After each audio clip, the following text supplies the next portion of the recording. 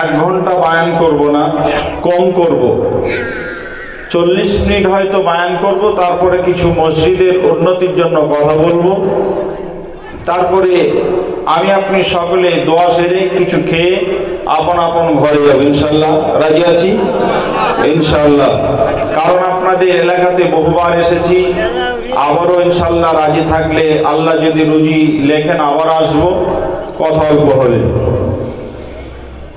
إن الحمد لله نحمده ونستعينه ونستغفره ونؤمن به ونتوكل عليه ونعوذ بالله من شرور أنفسنا ومن سيئات أعمالنا من يهده الله فلا مضل له ومن يضلله فلا هادي له ونشهد أن لا إله إلا الله وأشهد أن محمدا عبده ورسوله الذي أرسله بالحق بشيرا ونذيرا وداعيا إلى الله بإذنه وسراجا منيرا فقد قال الله تعالى في كلامه المجيد وفيه والفرقانه الحميد أعوذ بالله من الشيطان الرجيم بسم الله الرحمن الرحيم قل إن كان آباؤكم وأبناؤكم وإخوانكم وأزواجكم وعشيرتكم وأموال اقترفتموها وتجارة تخشون كسدها ومساكن ترضونها أحب إليكم من الله ورسوله وجهاد في سبيله فتربصوا حتى يأتي الله بأمره والله لا يهدي القوم الفاسقين بسم الله الرحمن الرحيم فليعبدوا رب هذا البيت الذي أطعمهم من جوع وآمنهم من خوف وقال النبي صلى الله عليه وسلم عن أبي هريرة رضي الله تعالى عنه قال قال رسول الله صلى الله عليه وسلم من شاب شيبة في سبيل الله كانت له نورا يوم القيامة উপস্থিত আজকে পল্লারপাড় জামে মসজিদের উদ্যোগে আয়োজিত কাবিলপুর পল্লারপাড় জামে মসজিদের উদ্যোগে আয়োজিত আজকের এই ধর্মসভার স্বনামধন্য সভাপতি জনাব মাওলানা আব্দুল খালেক সাহেব, মুরব্বী মানুষ, আল্লাহ তাআলা যেন ওনার ঈমান ও আমলকে কবুল করেন বলে আল্লাহুম্মা আমিন। মঞ্চ উপবিষ্ট উলামা ইকরাম, সর্বোপরি আজকের এই সুন্দর কোরআন এবং হাদিসের আলোচনা করার এবং শোনার যে সুন্দর পরিবেশ তৈরি করেছেন, অক্লান্ত পরিশ্রম করে এখানকার ইসলাম দরদি ভাইরা, আল্লাহ তাআলা যেন হযরত ওমরের মতো কবুল করে নেন।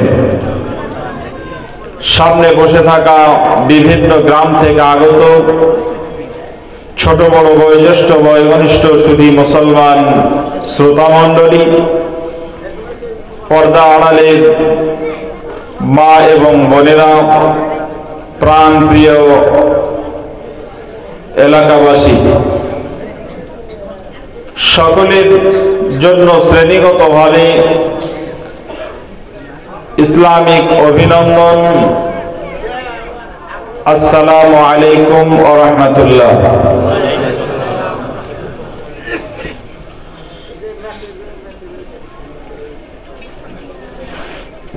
আজকে এই ধর্মসভাতে আসতে পেরে আমরা খুশি না নারাজ? সকলে খুশি না কিছু মানুষ খুশি? সকলে খুশি। খুশি যখন আমরা আছি, যখন কোনো কাজ খুশির জন্য হয়, আর খুশি মনে খুশি আছেন আপনি আমি, যখন কোনো কাজে খুশি হই তখন কথাগুলো শুনলেও মনে হয় যেন খুশি। তা আমরা যেহেতু আজকে খুশিতে আছি, আমাদের দিল যখন খুশ আছে, তখন আল্লাহকে খুশি করার জন্য একবার সকলের সমসুরে সুচ্চ কণ্ঠে আল্লাহ তাআলার প্রশংসা করি ছোট্ট একটি বাক্যর দ্বারা। সকলে বলি আলহামদুলিল্লাহ। অথবা প্রিয় নবী সাল্লাল্লাহু আলাইহি ওয়াসাল্লামের প্রতি লাখো কোটি সালাম বর্ষিত হোক। আল্লাহুম্মা সাল্লি আলাইহি আল্লাহুম্মা বারিক আলাইহি। আজকে আমি আপনাদের কাছে 11টায় উঠেছি, মানে 12টায় শেষ হওয়ার কথা। আপনাদের দিকে আমি 27 তারিখ এসেছিলাম, 2 তারিখ এসেছিলাম, একই জায়গাতে 2 কিলোমিটার ডিস্টেন্স।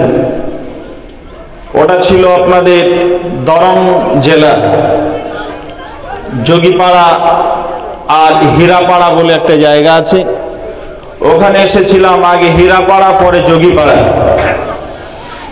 তো ওখানে দেখলাম রাত 2টা পর্যন্ত লোক একদম ফুল ভর্তি, লোক উঠে না।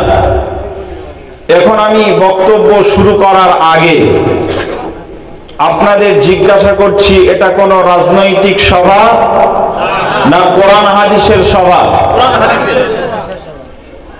হাদিসটা যায়ীফ, তারপরেও আপনাদেরকে বলছি কি, নফল ইবাদত কেউ যদি 500 রাকাত পড়ে আর কোরআন হাদিস শোনার জন্য কোন জায়গাতে যদি সময় কাটায় 1 ঘন্টা 2 ঘন্টা 4 ঘন্টা, তাহলে 500 রাকাত নফল সালাতের চাইতেও, নামাজের চাইতেও অধিক করে গুরুত্ব কোরআন হাদিস শিখার জন্য বসে থাকা। অতএব আমরা খুব সুন্দর একটি মজলিসে বসে আছি, এটাকে বলা হয় জান্নাতি মজলিস। কি মজলিস? জান্নাতি মজলিস। জান্নাতে আল্লাহ তাআলা একটি মজলিস, এরকম একটি ধর্মসভা করবেন। ওর আহ্বায়ক থাকবেন, অভ্যর্থনা কমিটি যিনি থাকবেন, যিনি অভ্যর্থনার মেন দায়িত্বে থাকবেন, তিনি হলেন স্বয়ং আল্লাহ। ওখানে আল্লাহ তাআলা তার নামে একটি সূরা আছে কোরআনে, তার সিফাতি নামে একটি কোরআনে সূরা আছে। সূরাটি 55 নম্বর সূরা কোরআনে। কত নাম্বার? সূরাটির নাম হলো সূরাতুর রহমান। আল্লাহ তাআলা দাউদ নবীকে বলবেন, দাউদ সূরা রহমান তেলাওয়াত করো। সেই মজলিসটা হবে জান্নাতে। নবী মুহাম্মদ রাসূলুল্লাহ সাল্লাল্লাহু আলাইহি সাল্লাম ওখানে থাকবেন। আমরা যেন সেই মজলিসে থাকতে পারি, আল্লাহ আমাদেরকে কবুল করুন। ভাইজান, যদি আপনাকে ডাক্তার হতে হয় তাহলে ডাক্তার হওয়ার আগে আপনাকে থিওরি এবং প্র্যাকটিক্যাল আপনাকে লেখাপড়া করতে হবে। 5 বছর 7 বছর লেখাপড়া করতে হবে, পরীক্ষা দিয়ে পাশ করে আপনাকে পৌঁছাতে হবে। তা আজকের এই মজলিসটা জান্নাতে যাবেন কি যাবেন না সেটা নির্ণয় করবে। আপনি ডাক্তার হবেন কি হবেন না তার নির্ণয় পরীক্ষাতেই বোঝা যাবে।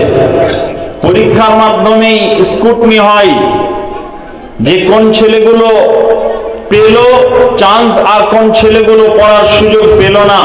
স্ক্রুটনি হয় পরীক্ষার মাধ্যমে। ঠিক বলছি না ভুল বলছি? তা আজকে আপনারা জান্নাতে ওই সভাতে যে বসবেন, এটা মুখের কথা বললেন না অন্তরের কথা, সেটা একটু দেখার বিষয় আছে না নেই? আল্লাহ দেখছেন। আপনারা বললেন আল্লাহ কবুল করো, আল্লাহ বললেন আমি কবুল করব, কিন্তু কাদের কবুল করব শেষ পর্যন্ত দেখি। তা আপনারা কারা কারা জান্নাতে যাবেন না হাত তুলেন। ভেজাল সব জায়গাতে আছে। জি ভাইজান, আসলে আমারই ভুল। কি বলেন? নামাজ পড়তে হবে কার হুকুম? জোরে বলেন কার হুকুম? রোজা রাখতে হবে হুকুম কার? কালেমা কার?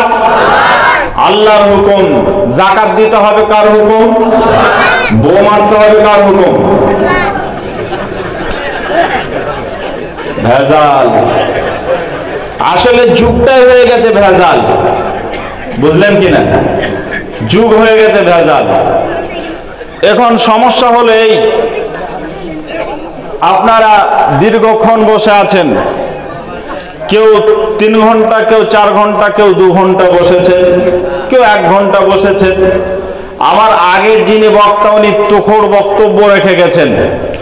আমি আপনাদেরকে কাটা কাটা ভাবে কিছু কথা বলবো, শুনলে পারে ভালো লাগবে, না শুনলে মন ভালো করবে না। তবে আশা রাখি আজকে যে বক্তব্যের বিষয় নিয়ে আলোচনা করব, আমি 10 মিনিট আলোচনা করলে একটা বিষয়ের উপরে আলোচনা করি। গত বছর আমি আপনাদের বক্তা ছিলাম না, আমি নিজে থেকে বক্তা সেজেছিলাম। গত বছর নিজে থেকে বক্তা সেজেছিলাম, আর এবছরে আপনারা আমাকে বক্তা রূপে নিয়ে এসেছেন। বলবেন বিষয়টা কি? আমি ছিলাম এখানে কোন জায়গাতে, তা আমার ইরশাদুল ভাইয়ের সঙ্গে দেখা হলো, কথা হলো, বললো আমাদের ওখানে সভা আছে হুজুর আপনি যাবেন। আমি এলাম, সময় দিলেন, আমি বক্তব্য রেখেছিলাম। তা আপনাদের কারোর ভালো লেগেছিল, কারোর লাগেনি, সেটা আপনাদের ব্যক্তিগত বিষয়। যারা শুনেছিলেন তারা জানেন। তা বিষয় হলো এই যে আজকে আমি আপনাদের কাছে বক্তা হিসেবে এসেছি। এখন গত বছর এসেছিলাম, মানে খেলোয়াড় নেই, যখন খেলোয়াড় থাকে না তখন যে খেলতে জানেন তাকেও নামাই, কারণ 11টা প্লেয়ার লাগবে।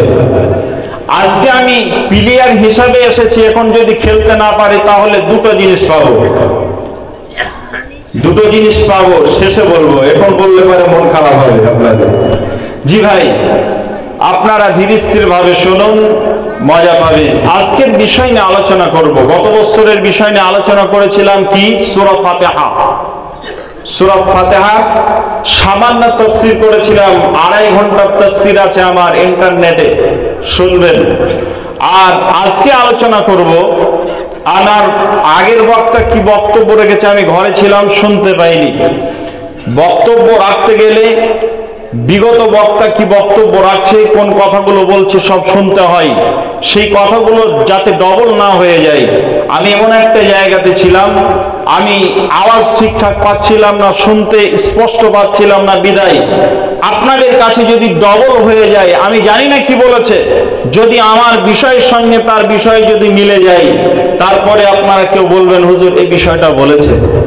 উনি যদিও কয়েকটা বিষয়ের উপর আলোচনা করেছেন, হয়তো আমি একটা বিষয়ের উপর আলোচনা করব। কি বিষয়?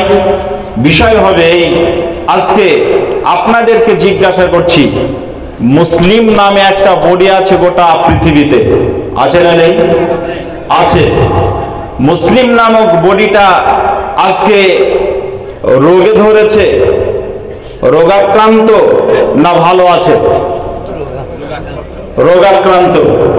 আপনি হাতে মুসলিম নামক বডিটা হাতে স্পর্শ করবেন, বলবে ব্যথা। বুকে হাত দেবেন, ব্যথা। মাথায় হাত দেবেন, ব্যথা। সর্বাঙ্গ ব্যথা। ওষুধ দেবো কথা। পরিস্থিতি আজ এরকম হয়ে গেছে। মায়ানমারের মুসলমানদের অবস্থা করুণ হলো, ভারতবর্ষের বিভিন্ন রাজ্যের মুসলমানদের অবস্থা আমরা করুণ দেখছি। কিছুদিন আগে এই দিল্লি, হরিয়ানা, দিল্লিতে বেশ কিছুদিন আগে গেল, হরিয়ানাতে রিসেন্ট ঘটলো, তার আগে আপনার কাশ্মীরে একটা লম্বা সময় ধরে চলল। এটা ভারতবর্ষের চিত্র বলছি, আমি ভারতবর্ষের কথা বেশি বলবো না, কারণ ভাসুরের নাম নেওয়া জায়েজ আছে আর স্বামীর নাম নেওয়া জায়েজ আছে। আপনার স্ত্রীকে না আপনি ডাক্তারের কাছে গেছেন, আপনার স্ত্রীকে রেখে আপনি বাথরুমে গেছেন, এমন সময় আপনার ওই রুগীর ডাক এসেছে, ভিতরে ঢুকেছে। আপনার স্ত্রী যখন ভিতরে গেছে আপনার ছেলেটাকে সঙ্গে নিয়ে, 12 বছরের ছেলেকে সঙ্গে নিয়ে, তখন ডাক্তার প্রেসক্রিপশন করার সময় জিজ্ঞাসা করছে আপনার নাম কি, আপনার স্বামীর নাম কি? তখন আপনি বলছেন আব্দুল্লাহ, বল না রে তোর বাপের, আব্দুল্লাহ বল না রে তোর বাপের নাম কি? তার মানে মেয়েরা জানে, তার স্বামীর নাম জানে। একটা মেয়ে এমন নেই যে তার স্বামীর নাম জানে না, সবাই জানে, কিন্তু নামটা বলে না। ঠিক না? নামটা বলে না কেন জানেন? মেয়েদের একটা মানে ব্রেনে ঢুকে আছে, এটা যদিও ঠিক নয়, এটা আজকে সাফ করতে হবে আমার এই কথার মাধ্যমে। আমি মেয়েদেরকে বলতে চাচ্ছি এটাই, মেয়েদের একটা আকীদা খারাপ আছে এই প্রসঙ্গে, যে স্বামীর নাম করলে পরে স্বামীর হায়াত কেটে যায়, স্বামীর হায়াত ঘটে যায়, স্বামীর হায়াত নষ্ট হয়ে যায়। নাউযুবিল্লাহ। যার কারণে স্বামীর নাম বলে না। বলে স্বামীর নাম বলে না, তার কারণ একটা, স্বামীর নাম করলে স্বামীর হায়াত কমে যায়। জি, আমি আজকে কথাগুলো বলতে পারবো। ভারতের বিভিন্ন রাজ্যের ইতিহাস আমার মুখস্থ আছে, আপনারও জানা আছে, সবার জানা আছে চিত্র। কিন্তু ভাসুরের নাম নেওয়া জায়েজ, স্বামীর নাম নেওয়া জায়েজ, তারপরেও মেয়েরা বলে না। আমি জানি, তারপরেও বলবো না, কারণ জি বিষয় হলো এটা, আমার জানা আছে তারপরও বলবো না। চলুন অন্য কথা বলি। কি কথা? আজকে গোটা পৃথিবী জানছে, দেখছে, ইসরায়েল আর ফিলিস্তিন চলছে কি চলছে না? আচ্ছা আপনারা বলুন, ইসরায়েল আর ফিলিস্তিনের মধ্যে যে ঝামেলা চলছে, যে যুদ্ধ চলছে, এটা মূলত কি নিয়ে ঝামেলা চলছে? মসজিদুল আকসা, আল্লাহর ঘরকে নিয়ে আজকে এই যুদ্ধ চলছে। চলছে কি চলছে না? আমাদের দায়িত্ব হলো তাদের জন্য দোয়া করা। তাহলে ফিলিস্তিন চলছে, কিছুদিন আগে আমরা দেখলাম, আজকে আমরা দেখছি তারা ভালোভাবে শাসন করছে। ইরাক শেষ হয়ে গেল, ইরাককে শেষ করে দিল। পার্শ্ববর্তী আর মুসলিম কিছু দেশ একদম শেষ জায়গায় পৌঁছে গেছে। গোটা পৃথিবীর মুসলমানদের চিত্র যদি দেখা যায়, তাহলে সর্বস্তরে মুসলমানরা ভালো আছে না খারাপ আছে? ভালো আছে না খারাপ আছে? খারাপ আছে। আল্লাহ বলছেন কি? বিসমিল্লাহির রহমানির রহিম, ইয়া আইয়ুহাল্লাযীনা আমানু মা লাকুম ইযা ক্বিলা লাকুম ফিরু ফি সাবিলিল্লাহি সাকালতুম ইলাল আরদি আরাবিতুম বিল হায়াতিদ দুনিয়া মিনাল আখিরা ফামা মাতাউল হায়াতিদ দুনিয়া ফিল আখিরাতি ইল্লা কালিল। এখানে যতগুলো মানুষ বসে আছেন, হঠাৎ করে আজকের এই সভাপতির বাড়ি থেকে ফোন এলো। কি ফোন? ফোন বাজছে, উনি ফোন তুললেন, ওই পার থেকে ফোন করছে বড় ছেলে, আব্বা কোথায় আছেন? আজকে জালসা আছে। কোথায়? তা তুমি জানো না আজকে কোথায়? কাবিলপুর পল্লারপুর জালসা জায়গাটা। আপনি তাড়াতাড়ি বাড়ি আসুন। কেন? মা ধড়ফড় করে ছটপট ছটপট করছে, বিছানায় শুতেও পারছে না, পেটে এত যন্ত্রণা, হাত দেওয়ার উপায় নেই। মায়ের গোটা শরীর জ্বরে একদম এত বিষ হয়ে গেছে, জ্বর এত এসেছে, মাকে বাঁচানো যাবে না, তাড়াতাড়ি আপনি বাড়ি আসুন। উনি বাড়ি যাবেন কি যাবেন না? আপনাদের জিজ্ঞাসা করছি, বাড়ি যাবেন কি যাবেন না? এরকম যদি আপনাদের কাউকে ফোন করে, কারোর বাড়ি থেকে যদি বিপদের ফোন আসে, বাড়ি যাবেন কি যাবেন না? যাবেন। বাড়ি গিয়ে কি রুগীটাকে দেখবেন দিয়ে বিছানায় শুয়ে যাবেন, রাত 11টা পেরিয়ে গেছে শুয়ে যায় না, রুগীটাকে নিয়ে ডাক্তারের সঙ্গে যোগাযোগ করে কোনো হাসপাতালে ভর্তি করার ব্যবস্থা করবেন, সুস্থ করার ব্যবস্থা করবেন কি করবেন না? করবেন। আল্লাহ বলছেন গোটা পৃথিবীতে মুসলমানদের অবস্থা খারাপ, আপনি বলছেন আল্লাহ বলছেন খারাপ। ডাক্তারের কাছে গেলে রোগীর যেমন হাত ধরে ডাক্তার বলে, কি হয়েছে তোমার, কি জন্য এসেছো, তোমার কি হয়েছে, বলবে কি বলবে না? ডাক্তার বলবে কি বলবে না? ডাক্তার সর্বপ্রথম হাত ধরবে, রোগীর হাত ধরার পর বলবে তোমার কি হয়েছে। এবার ডাক্তারের সামনে আপনি আপনার বক্তব্য আপনি পেশ করবেন, আপনার কি হয়েছে ওগুলো আপনি বলতে শুরু করবেন। ঠিক একইভাবে আমার আল্লাহ তিনি আমাদের হাত ধরে বলছেন, রে পৃথিবীর গোলামের দল, তোমাদের কি হয়েছে, মালাকুম, তোমাদের কি হয়েছে, রে ইমানদার মুসলমান, তোমাদের কি হয়েছে, তোমরা কেন আমার দিকে আসছো না? আজকে কাবিলপুর এই পাল্লারপুর মসজিদের জন্য আজকে যে ধর্মসভা হচ্ছে, এই ধর্মসভাটা কার না আল্লাহর। এই ধর্মসভাতে যে কথাগুলো হবে এগুলো কোরআন থেকে বলা হবে, হাদিস থেকে বলা হবে, কোরআনের আয়াতের তাফসীর হবে। একটা সূরা, দুটি আয়াত আপনাদের সামনে পড়েছি, ওই সূরাটার নাম হলো সূরাতুল কুরাইশ। ওই কুরাইশ নামক সূরাটা বিসমিল্লাহ সহ যদি 4টা আয়াত পড়ে, এই সূরাটা কোরআনের 106 নম্বর সূরা। এই সূরাতে আল্লাহ তাআলা 4টা আয়াত দিয়েছেন। এই সূরাটা মক্কাতে অবতীর্ণ হয়েছে। এই সূরাটাতে আল্লাহ তাআলা শব্দ দিয়েছেন মাত্র 17টা, আর এই সূরাটাতে আল্লাহ তাআলা অক্ষর দিয়েছেন 73টা।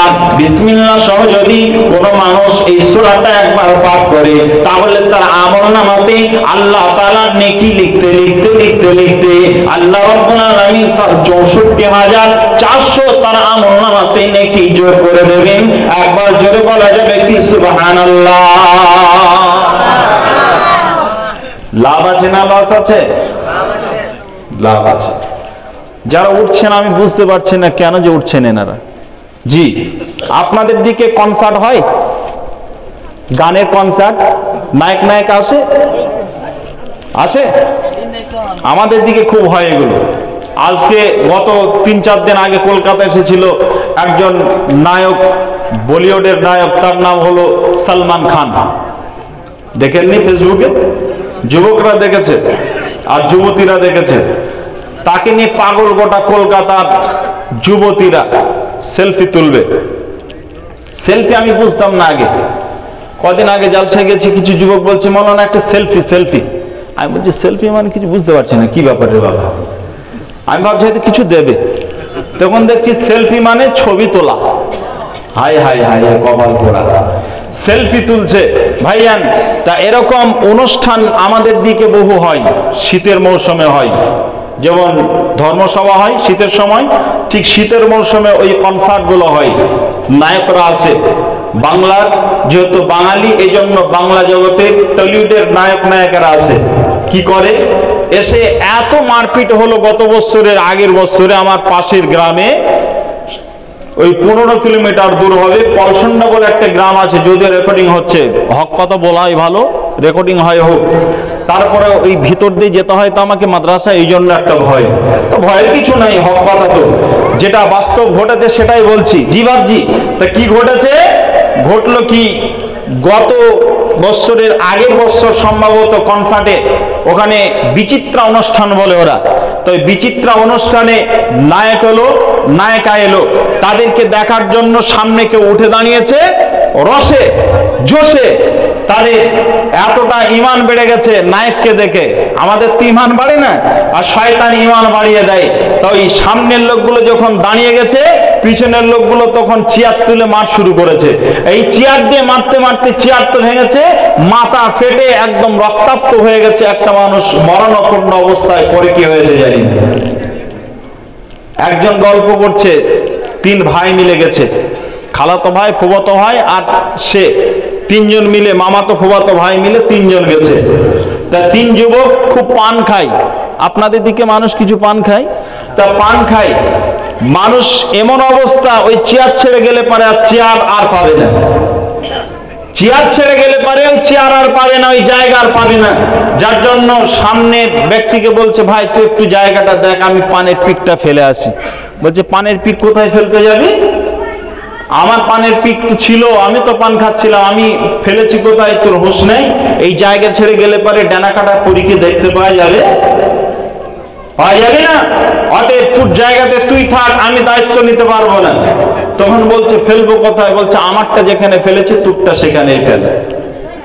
মানে সামনে যে ছিল তার পকেটে পিক ফেলে দিয়েছে।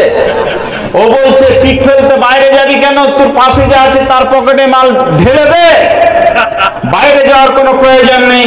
আমি বুঝতে পারছি না আপনারা উঠছেন কেন জি? পানের পিক আছে নাকি? নেই তো জি। পানের পিক যেন আবার কারোর পকেটের মধ্যে দিয়ে দেন না, তাহলে সর্বনাশ হয়ে যাবে, এই মিটানো যাবে না। তা বলছিলাম কি কথা, আমি আপনাদের সামনে বলছিলাম আল্লাহ বলছেন কি, আজকের বিষয়ের উপরে আলোচনা কি হবে, বর্তমান মুসলমানদের অবস্থা খুব খারাপ। এই জন্য আল্লাহ তাআলা এই খারাপ অবস্থা থেকে ভালো অবস্থায় নিয়ে যাওয়ার জন্য কিছু নসিহত করেছেন। ওই নসিহতগুলো আজকে আপনাদের কাছে একটা একটা করে তুলে ধরব। শুনবেন না, ঘর চলে যাবে। একবার জোরে বলি নারে তাকবীর, আর জোরে নারে তাকবীর। নাস্তিকতা নিপাত, দ্বীন ইসলাম জিন্দাবাদ। নাস্তিকতা নিপাত, দ্বীন ইসলাম জিন্দাবাদ। কোটি প্রাণে একই আওয়াজ। খোদাদ্রোহী ছাড় পাবে না, এই বাংলায় ঠাঁই হবে না। খোদাদ্রোহী ছাড় পাবে না, এই আসামে ঠাঁই হবে না। মুসলমানরা জেগেছে আজ। জোর কদমে সামনে চলো, বজ্রকণ্ঠে আওয়াজ তোলো, সবাই মিলে একই সুরে দানা স্লোগান, নারায়ে তাকবীর। সবাই মিলে নারায়ে তাকবীর, নারায়ে তাকবীর, নারায়ে তাকবীর। ঘুম ভাঙাতে হবে নাকি আরো? জি, আমি পয়সা দিচ্ছি, নিয়ে যান। দিয়ে আপনারা কি বলেন? আমরা বাদাম বলি। বাদাম নিয়ে আসে না, সবাইকে দেন, টুকটুক করে খাবে, ঘুম ভাঙবে। জি ভাই, আমি আপনাদের সামনে যে কথাগুলো বলছি এবার শুনুন। আল্লাহ তাআলা কি বলছেন? আল্লাহ বলছেন, আমার বান্দারা গোটা পৃথিবীতে নির্যাতিত, নিষ্পেষিত, নিপীড়িত, নির্যাতিত। কেন কেন কেন? আল্লাহ তাআলা কেন জবাবটা দিচ্ছেন? আল্লাহ তাআলা তার নবীকে বলছেন, নবী হে, তুমি তোমার উম্মতদের বলে দাও, এই আয়াতে কারিমা তাদেরকে শুনিয়ে দাও। আল্লাহ রাব্বুল আলামিনের নবী তিনি আয়াতটা শোনাতে শুরু করলেন, বিসমিল্লাহির রহমানির রহিম। قل إن كان آباؤكم وأبناؤكم وإخوانكم وأزواجكم وعشيرتكم وأموال اقترفتموها وتجارة تخشون كسادها ومساكن ترضونها। আল্লাহ বলছেন, শুনে নাও, গোটা পৃথিবীতে যত মানুষ আছে রে আমার উম্মতের দল, আল্লাহ তাআলা তোমাদেরকে সম্বোধন করে বলছেন, তোমাদের কোন রোগে তোমাদেরকে ধরেছে, তোমরা কোন রোগের রোগী হয়েছ, তোমাদের ট্রিটমেন্টটা একটু নিয়ে নাও, তাহলে গোটা পৃথিবী তোমাদের হয়ে যাবে, গোটা পৃথিবী তোমাদের কাছে চলে আসবে। আজকে তোমাদের শুধুমাত্র তোমাদের একটা রোগেই ধরেছে, ওই রোগটার নাম হলো তোমরা দুনিয়াকে প্রাধান্য দিয়েছ আর আখিরাতকে তোমরা ভুলে গেছ। ঠিক বলছে না ভুল বলছি? জি ঠিক। তাহলে আপনাদেরকে একটা কথা জিজ্ঞাসা করছে, আপনার মাল, ওই যে ধান আপনাদের মাঠে দেখছি ধান হচ্ছে, এই ধানগুলো বাড়িতে নিয়ে আসার পর ওজন করেন, মাপেন তো? তো কি দিয়ে মাপেন? দাঁড়িপাল্লা বলেন না অন্য কিছু বলেন? দাঁড়িপাল্লা। তা একটা দাঁড়ির দুটি পাল্লা হয়, তাই তো? একটা দাঁড়ির দুটি পাল্লা হয়, একদিকে বাটখারা রাখতে হয় আর একদিকে মাল ভরতে হয়। ঠিক বলছি না ভুল বলছি? আমাদের দিকে এই সিস্টেম, আপনাদের দিকে আলাদা কিছু আছে নাকি? একই। তাহলে একটা দাঁড়ির দুটি পাল্লা। আল্লাহ বলছেন শোনো, একটা পাল্লা যেটাতে বাটখারা রাখা হয় ওজন করার জন্য, ওটাকে তোমরা বাটখারাটা বাইরে ফেলে দাও, দুটি পাল্লাকে সাফ করে ফাঁকা করে রেখে দাও। আর ডানের পাল্লাতে একটা একটা একটা একটা করে 8টা বস্তুকে রেখে দাও, 8টা জিনিসকে রেখে দাও।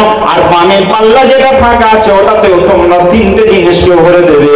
এরপরে যখন আমি তোমাদেরকে ওজন করতে বলবো তখন তোমরা ইনসাফের সহিত ওই ডানিটা তুলবে। তাহলে বোঝা যাবে পাল্লাটা যখন তুলবে, ডানিটা যখন তুলবে, সবটা যখন ধরবে, তখন দুই দিককার পাল্লা কোন দিকে বেশি হচ্ছে, কোন দিকে ভারী হচ্ছে, কোন দিকে আপনার কমে যাচ্ছে, ওজন কোন দিকে কম বেশি হচ্ছে, ওটা তোমরা নিজের চোখে দেখে নেবে। আমার আল্লাহ বলছেন শোনো, ডানের পাল্লাতে তোমরা 8টা জিনিসের মহব্বতকে রেখে দাও, 8টা জিনিসকে রেখে দাও। ওই 8টা জিনিস কি?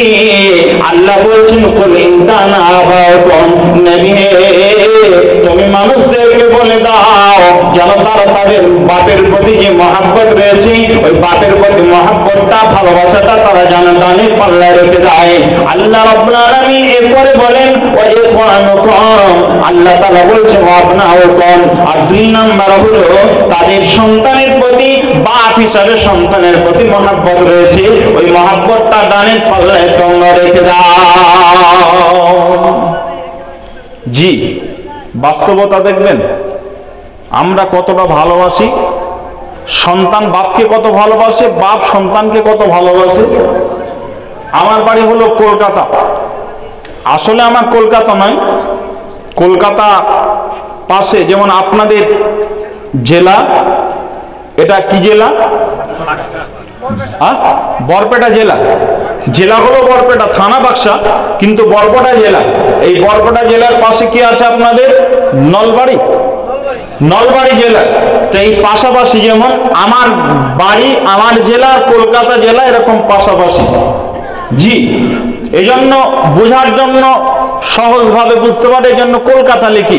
আর আমার যে থানা, আমার যেটা আমি যেখানে বসবাস করি ওই জায়গাটাকে নদিয়া বলা হয়।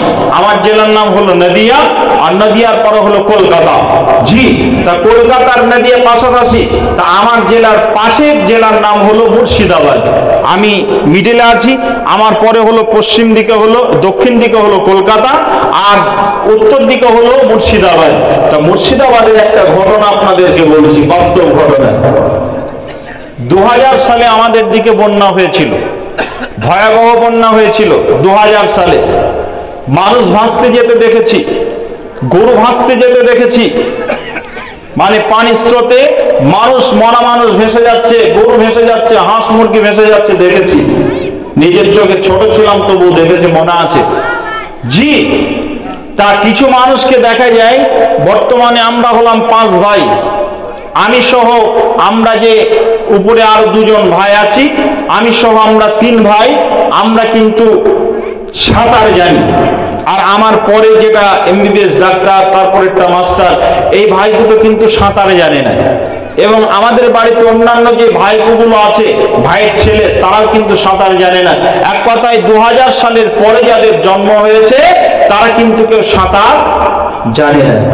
কেন? তার একটাই কারণ, পুকুর নেই, আর পানির ব্যবস্থাও সেরকম নেই যে সাঁতার শিখবে, এই জন্য তারা সাঁতার জানে না। তা মুর্শিদাবাদ জেলাতে একই ফ্যামিলিতে বাপ মাঠে গেছে বৈকাল বেলা, আর তার পাশে 2টো ছেলে ছিল, 3টা ছেলে ছিল, 3টা ছেলেকে নিয়ে গেছে। 3 ছেলে আর বাপ মিলে তারা মাঠ দেখতে গেছে। কখন না? বৈকাল বেলা। দেখবেন সাধারণত বৈকাল বেলাতে মাঠে কোনো মানুষ থাকে না, দুপুরের আগে মানুষ সব কাজ সেরে চলে আসে। ঠিক বলছে না ভুল বলছি? জি, ওনারা গেছেন, বাপ বেটা মিলে চারজন মিলে তারা গেছেন কোথায় না মাঠে, মাঠ দেখার জন্য গেছেন। বাপ এবার বলছে, বেটা তোমরা এখানে দাঁড়াও, আমি একটু চারিদিকে ঘুরে আসি। ঘুরতে ঘুরতে গিয়ে ওই জমির এক কর্নারে একটা কোণাতে ওই জায়গাতে একটা বড় পুকুর আছে। ওই পুকুরে ওই লোকটা পুকুরে হাত ধুতে গেছে বা পা ধুতে গেছে, আর স্লিপ করে পুকুরে পড়বে, তারপর পুকুরের পানিতে ডুবে গেছে। লোকটা হাবুডুবু খাচ্ছে। ছেলেগুলো বেশ কিছুক্ষণ লক্ষ্য করলো যে আব্বু ওখানে গেছে কিন্তু আর ওঠেনি। এই ছেলেগুলোর মধ্যে যেটা বড় সেটা দৌড়াতে শুরু করেছে। এই দৌড়াতে গিয়ে দেখছি আব্বু যেন ওখানে হাবুডুবু খাচ্ছে, আর সে যেন উঠতে পারছে না, কথা বলতে পারছে না, পানি খাচ্ছে, পানি গিলছে। এই অবস্থাতে ছেলেটা হাত ধরে টানতে গেছে, আর এই অবস্থাতে যখন হাত ধরে টানতে গেছে ছেলেটাও কিন্তু পা স্লিপ করে ওখানে পড়ে গেছে। এবার ছেলেটা আর উঠতে পারছে না, বাপ ওঠে না, ছেলে ওঠে না। ওই ছোট্ট বাচ্চা দুটো ছিল, তারা কি করবে? তারা একজন আর একজনকে বলছে, ভাই রে তো হাতটা ধর। একজন আর একজনকে হাতটা ধরতে বলেছে। যে নিচের দিকে নেমেছে ও কি করেছে, উপরের ভাইটাকে হাত চেপে ধরেছিল, ওই হাতটা ছাড়াতে পারেনি, সেও পানিতে গেছে আর ও ভাইটাকেও নিয়ে গেছে। একই পুকুরে চারজন মিলে ডুবে গেল। বাপকে বাঁচানোর জন্য, বাপের প্রতি মহব্বত ছিল বলে ওই বাপকে বাঁচাতে গিয়ে তিন ভাই মিলে বাপকে বাঁচাতে পারলো না, জীবন চলে গেল। একই পুকুরে চারজন মৃত্যুবরণ করলো। বন্ধুরে এটা কেন? এটা কেন? তার কারণ হলো এটার প্রতি আল্লাহ তাআলা বলছেন, কুল ইন কানা আবাউকুম, সন্তান তার বাপকে ভালোবাসে, এই ভালোবাসার কারণে তারা জীবন পর্যন্ত দিয়ে দিল। জি ঘটে কি ঘটে না? ঘটে এরকম বহু ঘটনা।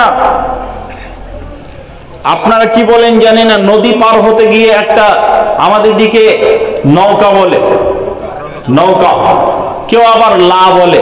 আগের মানুষ লাউ বলতো, লা। হ্যাঁ, তা ওই নৌকাতে পার হচ্ছে, পার হতে গিয়ে একটা ছোট্ট বাচ্চা পড়ে গেছে, নৌকা থেকে পড়ে গেছে। বয়স তার 8 বছর। আর বর্ষার সময় নদীতে একদম ভরপুর পানি। এই অবস্থাতে মাঝি লাফ মেরে দিয়েছে।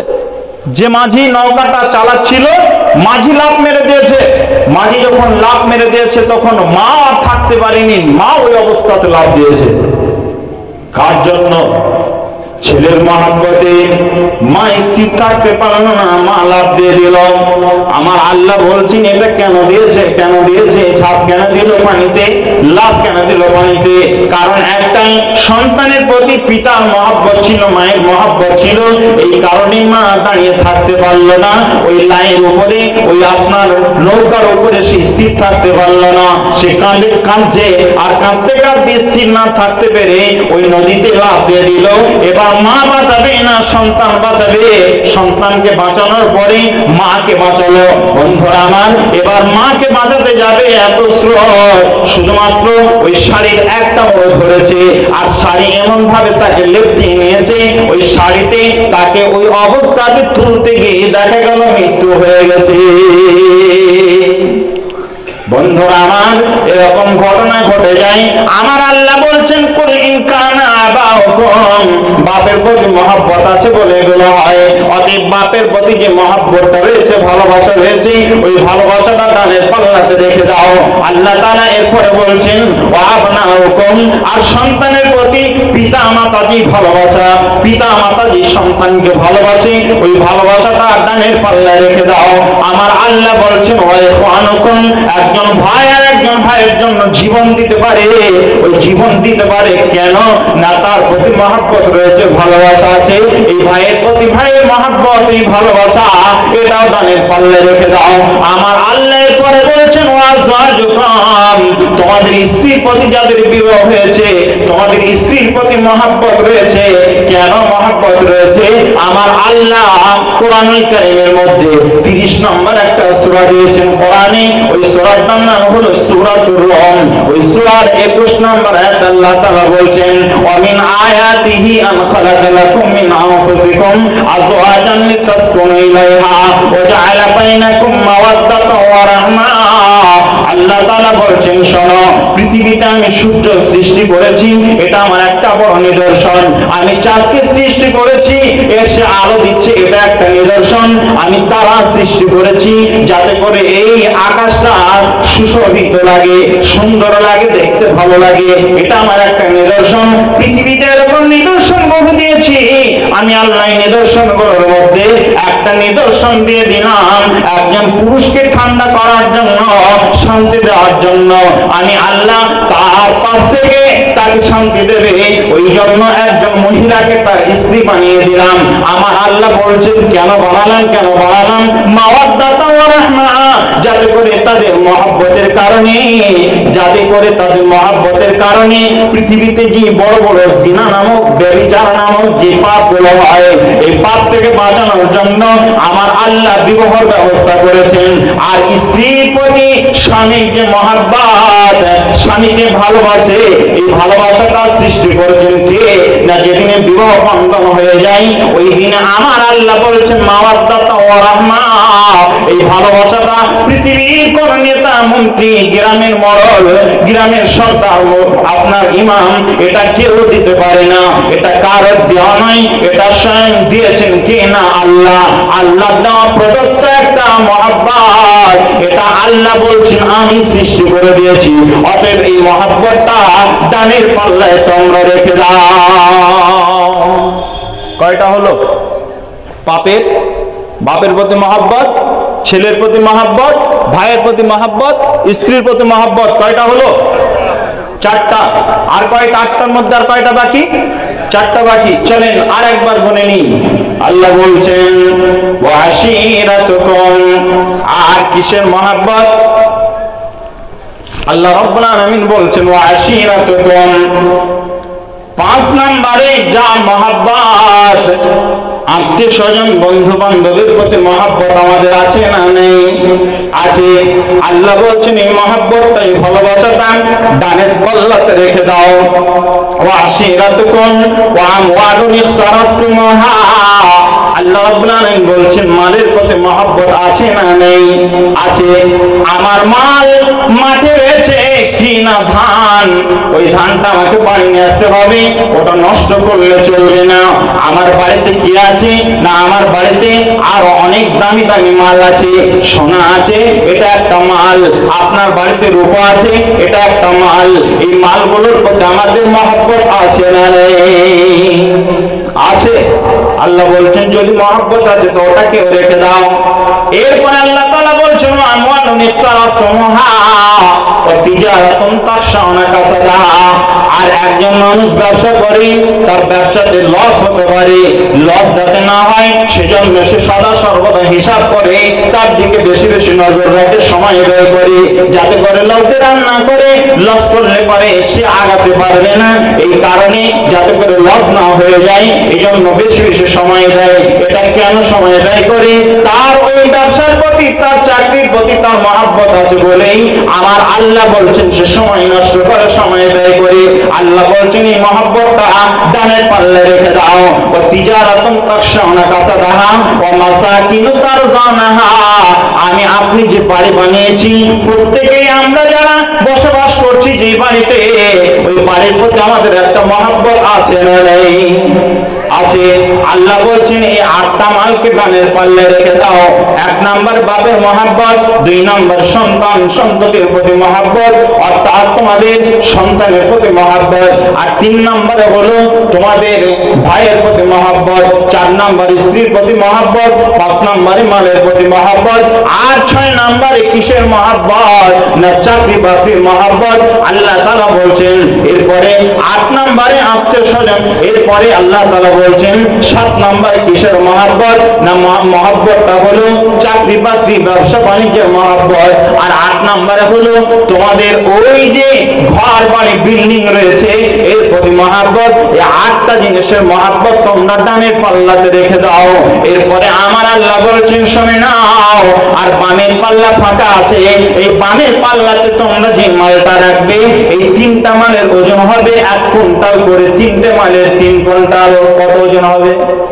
3টা মালের, একটা মালের ওজন হলো 1 কুইন্টাল, তাহলে 3টা মালের কত ওজন হবে? জোরে বলতে হবে। 3 কুইন্টাল। আর দানের পাল্লাতে যে মালগুলো রেখেছি, যে বস্তুগুলো রাখলাম, এদের ওজন হলো 8টার ওজন হলো প্রতিটা কেজি করে ওজন, অর্থাৎ প্রতিটা মালের যদি 1 কেজি করে হয়, তাহলে 8টা জিনিসের মহব্বত রেখেছি, তাহলে হিসাব হয় 8 কিলো ওজন। নাকি বলছি 8 কিলো ওজন। এবার আমার আল্লাহ বলছেন বামের পাল্লাতে ওই 3টা জিনিসকে রেখে দাও। আল্লাহ তাআলা বলছেন আহাব্বা ইলাইকুম, তোমরা আল্লাহকে কতটা ভালোবাসো, ওই ভালোবাসার কারণে আল্লাহকে কত ভালোবাসো, ওই ভালোবাসাটা বামের পাল্লায় রেখে দাও। আহাব্বা ইলাইকুম মিনাল্লাহি ওয়া রাসূলিহি।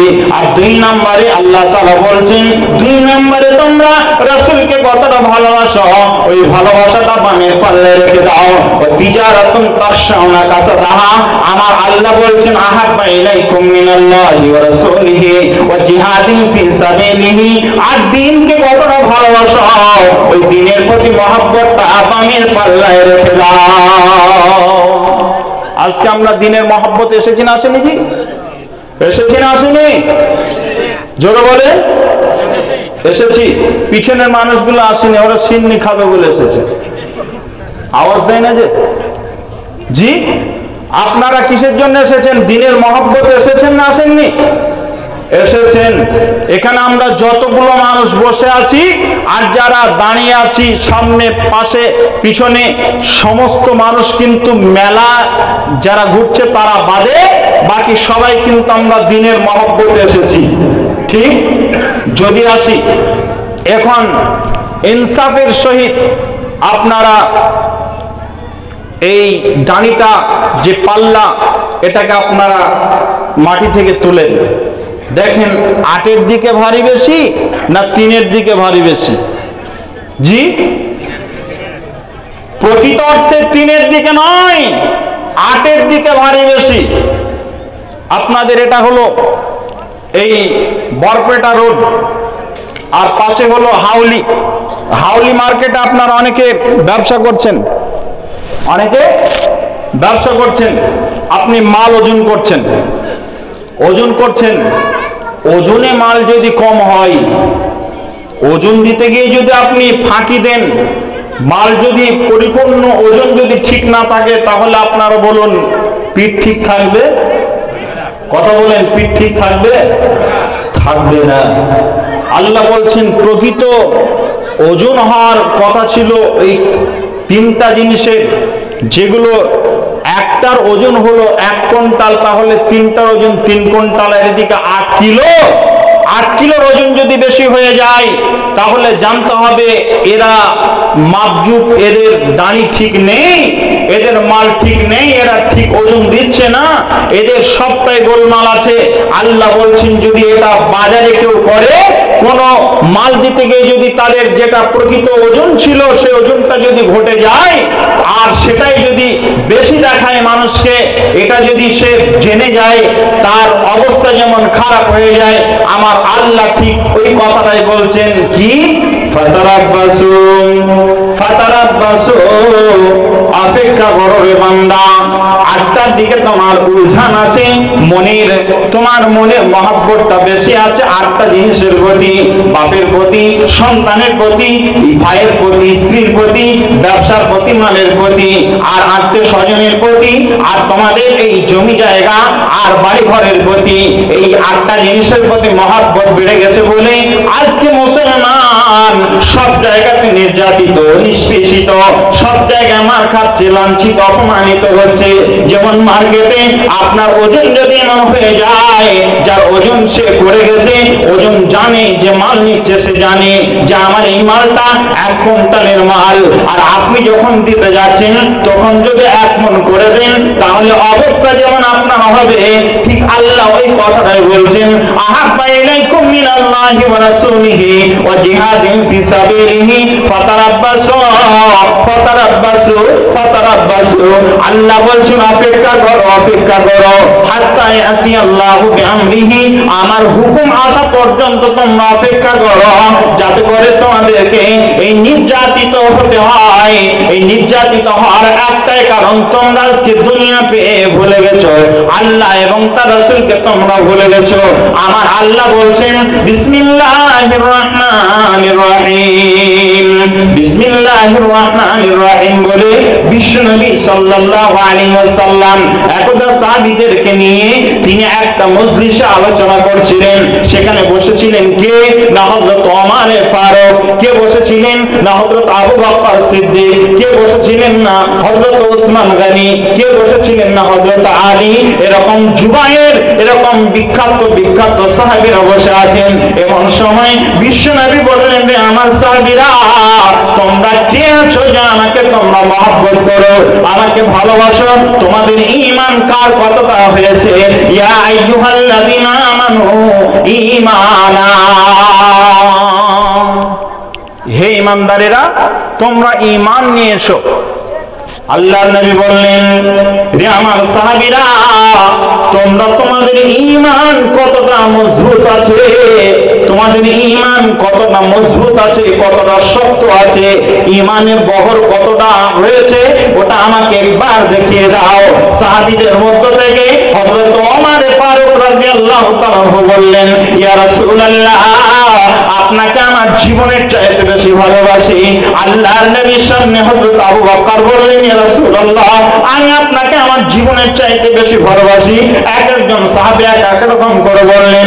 বিশ্বনবী আমার বললেন, তোমরা কেউ এখনো পর্যন্ত পূর্ণ ঈমানদার হতে পারোনি, পূর্ণ মুসলমান হতে পারোনি। বিশ্বনবী তিনি বললেন, ওয়ান আনাস রাদিয়াল্লাহু তাআলা আনহু قال قال رسول الله صلى الله عليه وسلم। বিশ্বনবী আমার একটা হাদিস বর্ণনা, হযরত আনাস রাদিয়াল্লাহু তাআলা তিনি বর্ণনাকারী, তিনি বর্ণনা করেছেন। বিশ্বনবী আমার বলেছেন, কি বলেছেন? আল্লাহ নবী বলেছেন, লা ইউমিনু আহাদুকুম হাত্তা আকুনা আহাব্বা ইলাইহি মিন ওয়ালিদিহি ওয়া ওয়ালাদিহি ওয়ান নাস আজমাইন। পৃথিবীতে ততক্ষণ পর্যন্ত কেউ ঈমানদার হতে পারবে না, মুসলমান পূর্ণাঙ্গ হতে পারবে না, যতক্ষণ পর্যন্ত সে তার বাপ থেকে, তার সন্তান থেকে, নিশ্চয় ওই ব্যক্তি যদি পাপ হয় তাহলে তার সন্তান থেকে, এবং তার যদি পিতা থাকে তাহলে তার পিতা থেকে, এক কথায় তার পিতা মাতা, তার সন্তান সন্ততি, তার গোটা পৃথিবীতে যত আত্মীয়স্বজন রয়েছে আর তার যত মাল আছে, এক কথায় গোটা পৃথিবীকে সে যদি পিছনে ফেলে আমার দিকে বেশি আসতে পারে, আগে আসতে পারে, তাহলে ওই লোকটা সবচাইতে বেশি আমার কাছে মজবুত ঈমানদার বলে বিবেচিত হবে। অর্থাৎ এই মানুষটা আল্লাহ আর রাসূলকে ভালোবাসবে। আল্লাহর নবী বললেন, ওই লোক ততক্ষণ পর্যন্ত ঈমানদার হতে পারবে না যতক্ষণ পর্যন্ত গোটা পৃথিবীর সমস্ত মাল সম্পদ, তার সন্তান সন্ততি, স্ত্রী এবং এই আটটা যে মানুষের কথা বলা হলো, 8 শ্রেণীর বা আপনার বস্তুর কথা বলা হলো, এই 8টা জিনিস এবং মালধন সবের মধ্যে ভরা আছে। এই 8টা জিনিসের চাইতে যতক্ষণ পর্যন্ত আমাকে ভালোবাসতে পারবে না, আমার প্রতি মহব্বত রাখতে পারবে না, আমার মহব্বত যদি তাদের ভিতরে বেশি হয় তাহলে ওই লোকটা ঈমানদার বলে বিবেচিত হবে। একবার বুকে হাত দিয়ে বলুন, আমরা প্রকৃত ঈমানদার আছি কিনা? জি নেই, আমরা ঈমানদার নেই। আমরা 8টা জিনিসকে বেশি ভালোবাসি। নবীর কথা মতো আমরা কিন্তু নবীকে কোনো পূর্ণাঙ্গ ভালোবাসতে পারিনি। আল্লাহ তাআলা পবিত্র কোরআনুল কারীমে একটি সূরা দিয়েছেন, সূরাটার নাম হলো আল ইমরান। এই সূরাটা কোরআনের কত নম্বর সূরা? না 3 নম্বর সূরা। এই সূরাটার 31 নম্বর একটা আয়াত আছে। ওই আয়াতটাতে আল্লাহ তাআলা ওই আয়াতে একটা সুন্দর করে একটা কথা বলেছেন। বাকিরা আমার ভাইরা, ওই আয়াত আল্লাহ তাআলা বলেছেন, কুল ইন কুনতুম তুহিব্বুনাল্লাহ ফাত্তাবিউনি ইউহিব্বুকুমুল্লাহ ওয়া ইয়াগফির লাকুম যুনুবাকুম আল্লাহু গফুরুর রহিম। নবী হে, তুমি বলে দাও, আমার উম্মতকে বলে দাও, আমার অধম বান্দাদের বলে দাও, তারা যেন যদি তারা আল্লাহকে ভালোবাসতে চায় তাহলে ফাত্তাবিউনি, তাহলে তারা যেন তোমার দেখানো পথ বেয়ে চলে। আজকে মাওলানা মুক্তার এসেছে, নদিয়া থেকে এসেছে, পশ্চিম বাংলা কলকাতা থেকে এসেছে। আমি আমার ব্যক্তিগত একটা কথা এখনো পর্যন্ত আপনাদের সামনে বলিনি। যতগুলো কথা পর্যন্ত বললাম 1 ঘন্টা, সবগুলো কোরআন থেকে বলেছি, হাদিস থেকে বলেছি। যদি আমার কিসসা কাহিনী বলতাম, আমার বাপে, আমার দাদাই, আমার গোষ্ঠীর কথা যদি বলতাম, আমার ব্যক্তিগত যদি আমার ফ্যামিলির কথা বলতাম, আপনারা কেউ কিন্তু এখানে বসে থাকতেন না। কেন আছেন না? আল্লাহর মহব্বতে আছেন। আল্লাহ বলছেন, শুনে নাও হে মুহাম্মদ, তুমি বলে দাও ওই মানুষগুলো যদি আল্লাহকে ভালোবাসতে চায় তাহলে যেন তারা ফাত্তাবিউনি, তোমারই অনুসরণ করে।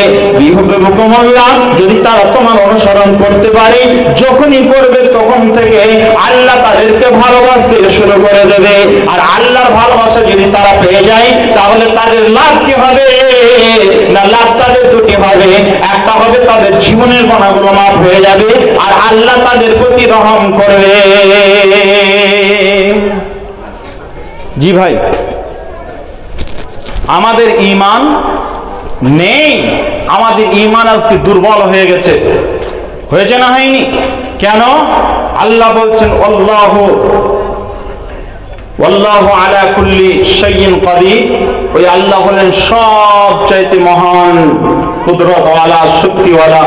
আর আল্লাহ অন্য জায়গায় বলেছেন, আল্লাহ হলেন ওই মানুষদেরকে ভালোবাসেন না যারা ফাসিক হয়ে যায়।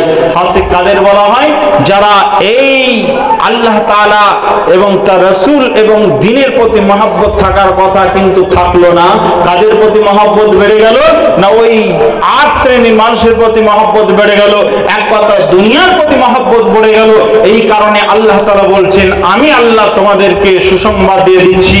এই কারণে আমি আল্লাহ তাআলা এই ফাসিক যারা হয়ে গেল এদের প্রতি আমার কোনো মহব্বত, কোনো ভালোবাসা এদের প্রতি আমার থাকবে না, এদের প্রতি আমার কোনো নজর থাকবে না।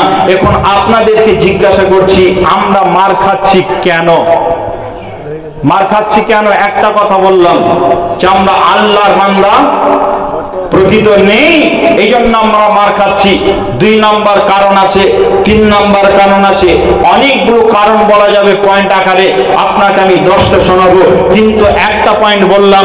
এবার হাদিস থেকে একটা কথা বলবো, কিন্তু তার আগে আমি আপনাদের সামনে আমি একটা কথা বলছি, শোনেন। জিজ্ঞাসা করছে, আপনাদের খারাপ লাগছে? আমার কথা কি আপনারা বুঝতে পারছেন? চলবে না, শেষ করে দেবো। শেষ করে দেবো, 12টা বেজে গেছে। জি, শেষ করি?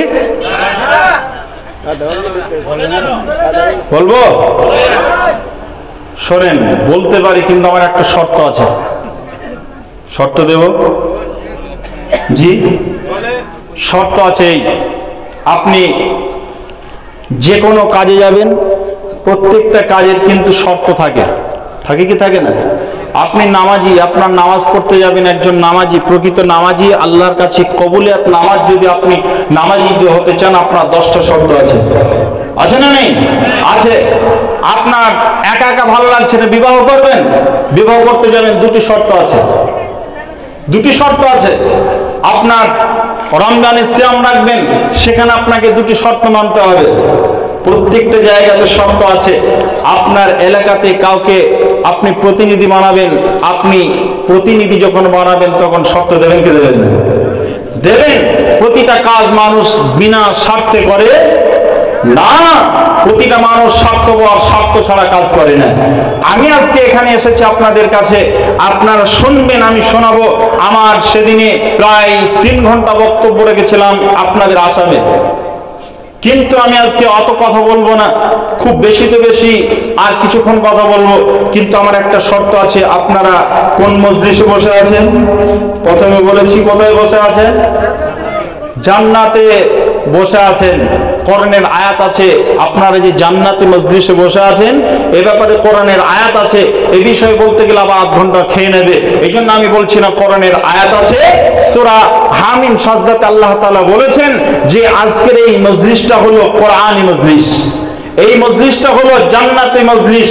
যেহেতু কোরআন দুনিয়াতে আলোচনা চলছে, দুনিয়ার মজলিসে কোরআন আলোচনা চলছে, জান্নাতে যে সভা হবে, জান্নাতে আল্লাহ তাআলা একটা তেলাওয়াত চলবে, কোরআনের তেলাওয়াত চলবে। এটা কিসের না? তাওরাতের নয়, জুবুরের নয়, ইনজিলের নয়, ওই তেলাওয়াতটা চলবে শুধুমাত্র কোরআনের।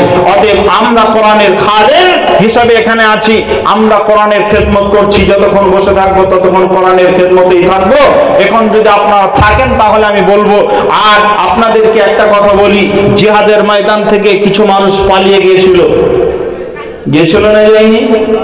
তারা কিন্তু মুসলমান ছিল, রাসূলের পিছনে নামাজ পড়তো, রাসূলের সঙ্গে একই সঙ্গে সদা সর্বদা ঘুরতো, সিয়াম পালন করতো, রোজা রাখতো, সব কাজ তারা করতো। এমনকি জিহাদের ময়দানেও তারা যেত।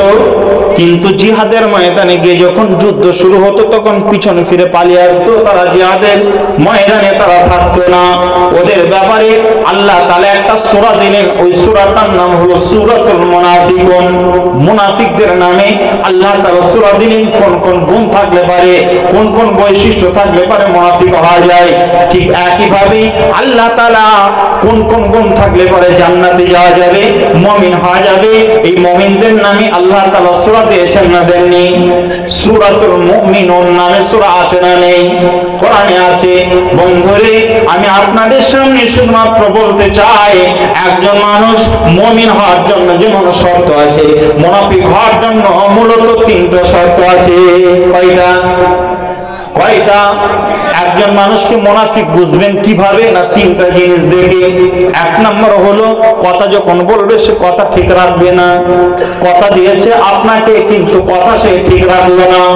আপনার সঙ্গে টাকা নিয়েছে ধার, বললো ভাই আজকে দেন বা চাচা আজকে দিন, আপনাকে 2 দিন পর দেব। আপনার সাথে 3 দিন পর দেখা হচ্ছে, তারপরে বলছে চাচা এখনো সময় দেন, মানে কথা সে রাখলো না।